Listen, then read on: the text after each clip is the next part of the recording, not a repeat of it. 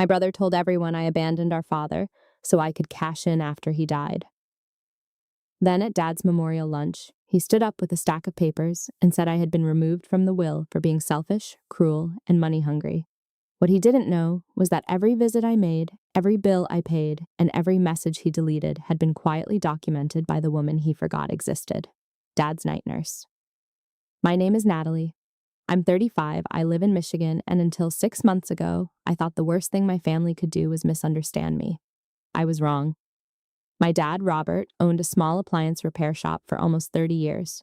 It was not glamorous. It had cracked tile floors, metal shelves full of old parts, and a bell above the door that stuck in the winter. But to me, that shop was my childhood. I did homework at the front counter while Dad fixed dryers in the back. He taught me how to use a screwdriver before I learned how to curl my hair.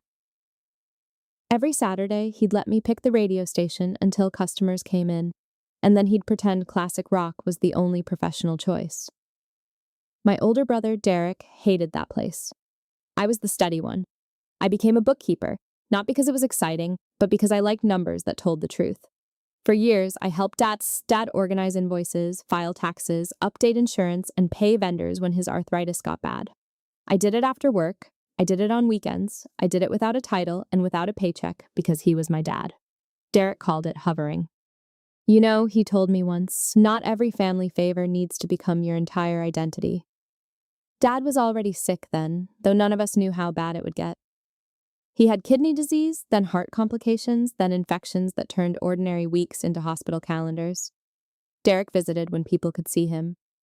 He came to birthdays, holidays, and big appointments where the doctor used serious words. Then he posted pictures on Facebook about family and strength. I was there on the Tuesdays nobody posts about. I sat with Dad during dialysis when his lips turned pale. I cleaned out his refrigerator when he forgot food existed.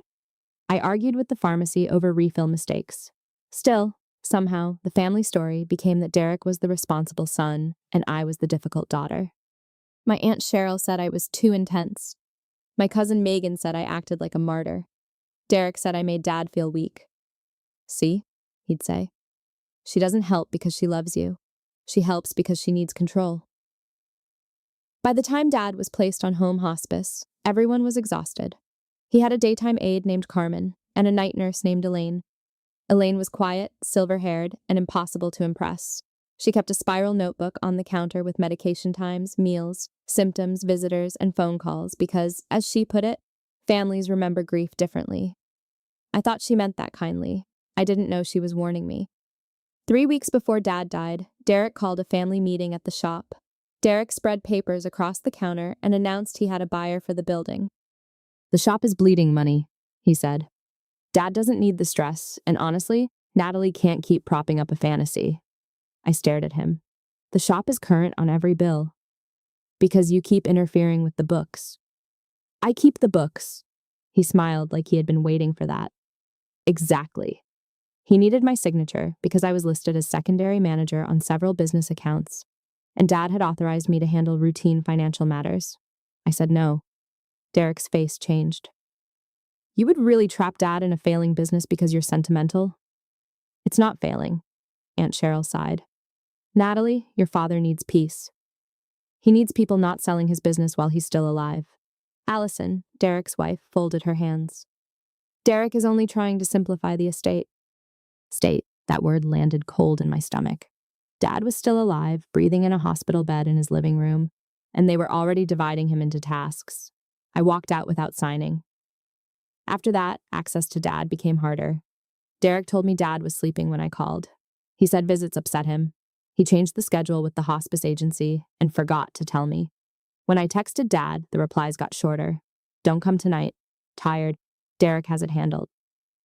Something felt wrong, but I also knew Dad was dying. People withdraw. Pain medication changes things. I told myself not to make everything a conspiracy. Then Dad died on a rainy Thursday morning. Derek called me 40 minutes after it happened. He went peacefully, he said. You should know he asked for me. I asked if he had asked for me. There was a pause. Derek said, Natalie, don't do this right now. I didn't know what to say, so I said nothing. The memorial lunch was held at a restaurant Dad loved. I was numb through most of it. People hugged me and said Dad was proud of both of us. I wanted to believe that. Then Derek stood up. He tapped his glass lightly, like this was a rehearsal dinner instead of our father's memorial lunch. I want to say something difficult, he began. Dad believed in honesty, and the honest truth is, his final months showed him who was there for him and who was there for themselves. My fork froze halfway to my plate. Derek looked directly at me. Some people confuse control with care. Some people show up when paperwork is involved, but disappear when love is inconvenient. Aunt Cheryl lowered her eyes. Megan looked at me with pity, which somehow felt worse than anger. Derek pulled papers from a folder. Dad made changes before he passed. He did not want his legacy used as leverage. Natalie has been removed from the business inheritance, and I intend to honor his wishes. The room went silent. I stood up slowly. What are you talking about? Derek's voice softened for the audience. Please don't make a scene. You just accused me of abandoning Dad in front of everyone, he said. You did that yourself. Aunt Cheryl said, Natalie, sit down. This is not the time. When is the time? I asked. Derek held up the papers. Dad knew you only cared about the shop. He told me he was tired of being managed. That sentence nearly folded me in half. Because Dad had complained about me before. I knew he had. He hated needing help. He hated that I saw him weak. Maybe Derek was telling the truth. Maybe in Dad's last days, he had looked back at me and only seen pressure, arguments, and resentment. I left the restaurant before dessert. For 2 days, I barely moved. I didn't answer family texts. I didn't open the envelope Derek's attorney sent. I just kept replaying one question. Did Dad really think I abandoned him? On the 3rd day, Elaine called, the night nurse. Her voice was careful. Natalie, I heard what happened at the memorial. I closed my eyes. I'm not sure what you heard. I heard enough. Can you come by the hospice office tomorrow morning? Why? Because your father asked me to keep copies of certain records if things became confusing. And she placed a folder on the table. Inside were visitor logs, medication notes, printed text records from Dad's hospice phone, and copies of emails. Elaine explained that Dad had become worried 2 weeks before he died. He told her I wasn't responding to him, but I had been texting daily. She helped him check his phone and found that my messages had been muted, then later deleted. My contact had been renamed Office Spam, so calls would be ignored. My hands went cold. There were screenshots. My texts asking, can I come by tonight? Do you need soup? Did the doctor call back? And beside them, outgoing replies I had never received because they had been deleted from Dad's phone before he saw them. Don't come, Derek's here. I need space from you. Stop making this about yourself. Elaine said, well, your father did not send those. I covered my mouth. There was more. An email from Derek to the estate attorney sent from Dad's account requested changes to Dad's will and business transfer. The wording sounded like Derek. Clean liquidation. Simplify management. Avoid emotional interference. Elaine pointed to the bottom. Your father saw this after it was sent. He was furious. Then why didn't he fix it? He tried. Dad had dictated a statement to Elaine because his hands shook too badly to write. She had witnessed it with Carmen, the daytime aide. It said he had not authorized Derek to send that email, had not asked to remove me, and wanted his original estate plan followed. The shop was to be left 50-50 to both children, but I would have first right to manage or buy. Be Derek's share at fair market value because I understood the business.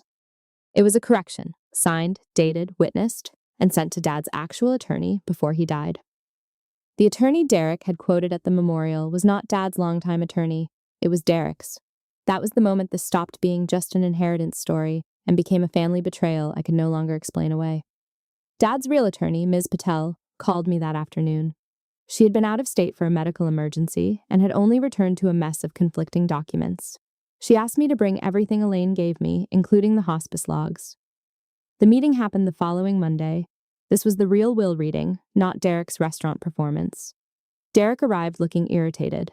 Allison came with him. Aunt Cheryl and Megan sat behind them like spectators at a trial they had already judged. I came alone, except for Elaine, who agreed to attend as a witness for the hospice records. Ms. Patel began by confirming Dad's original estate plan. His savings would be split between Derek and me. Personal items had specific instructions. The shop and building would be divided equally, but I had management authority for 12 months and the right to buy Derek's share through an independent appraisal. Derek interrupted. That was before he changed his mind. Ms. Patel looked at him. Mr. Reeves, I have not accepted the document you provided as valid. His jaw tightened. My father wanted me to handle the business. Your father sent me a witness statement saying the opposite. Aunt Cheryl whispered. What statement? I slid copies of the hospice logs across the table. Derek laughed once. You're using a nurse against me now? Elaine spoke for the first time. I am not against you. I documented what happened. Ms. Patel read the notes aloud. Dates, times, turned away at door by Derek. Daughter Natalie called at 8:13 p.m. Patient did not receive call. Patient distressed after discovering deleted messages. Patient states, Derek is trying to make Natalie look absent. Allison's face went pale. Derek said, Dad was medicated. Ms. Patel said, his capacity assessment from that week says he was alert and oriented. Then she showed the email from Dad's account and asked Derek how he had access. Derek leaned back. He gave me his password. To send instructions to an attorney? He asked me to help. Ms. Patel placed another page down.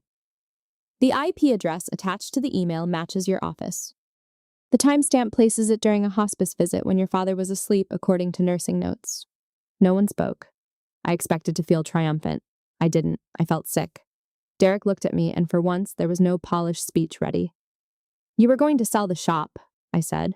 He rubbed his forehead. The shop is a liability. That wasn't your choice. It would have helped everyone. Do you know how much debt Allison and I are in? Do you know what it's like carrying a family while you play loyal daughter? I almost laughed, but it came out as a breath. You made Dad think I stopped coming. He was dying, Derek snapped. He didn't need your guilt, and your lists, and your constant judgment. Elaine said quietly. He cried because he thought she had given up. Then that finally broke the room. Aunt Cheryl put a hand over her mouth. Megan looked away. Allison started crying silently. Not loud enough to be dramatic, just enough to show she knew. Ms. Patel explained the consequences. Derek's attempted document would be challenged. His actions could affect his role in the estate and any claim to manage business assets. The shop could not be sold without proper probate authority. Because I had documented financial involvement and Dad's signed statement supported my management role, I would be appointed temporary business administrator, pending court approval. Derek said, You're really going to do this to your own brother?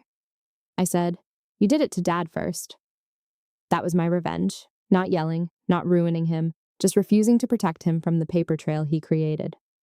The months after that were not clean or satisfying in the way videos make karma look. Derek did not suddenly apologize.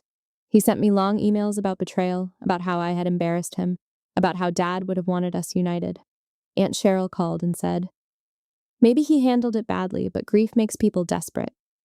I told her, Debt makes people desperate. Grief did not rename my contact in Dad's phone. She had no answer.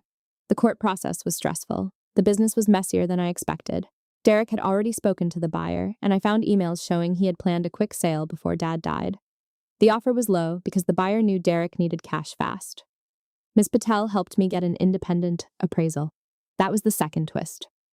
The shop building sat on a corner lot the city had recently rezoned for mixed commercial use. Dad had known it might become valuable, but he never bragged about it. The property was worth almost 3 times Derek's clean offer. When I confronted Derek about it through attorneys, he claimed he didn't know. But the buyer's email said, Appreciate you keeping the valuation quiet until signatures are done. That email cost him. Derek eventually agreed to a settlement. He kept part of his cash inheritance, lost any management rights, and sold me his share of the shop at a discounted amount after debts and legal fees were accounted for. The buyer disappeared the second real appraisals entered the conversation. I kept the shop, not because it was easy. It wasn't. I changed the locks, updated the books, paid overdue vendor invoices, and spent weekends cleaning out Dad's office. In the bottom drawer, I found a stack of old service tickets wrapped with a rubber band. On the top one, Dad had written, Natalie fixed the ledger again. Smartest person in this place. I sat on the floor and cried so hard I scared the shop cat a stray Dad had been feeding for years. A month later, I reopened under a new sign, Reeves Repair and Supply. I kept Dad's name on the window and added mine below it.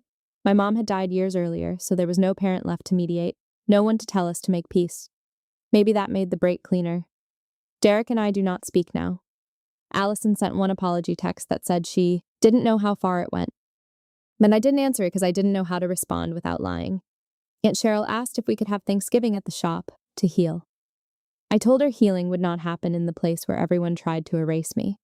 Sometimes customers come in and say Dad talked about me all the time. They say he was proud. I hold on to those moments because Derek stole something I can't get back. He stole my last weeks with my father. He made me question whether Dad died disappointed in me. No inheritance can repay that. But the truth gave me something too. It gave me the ability to stop begging a toxic family to agree on what I lived through.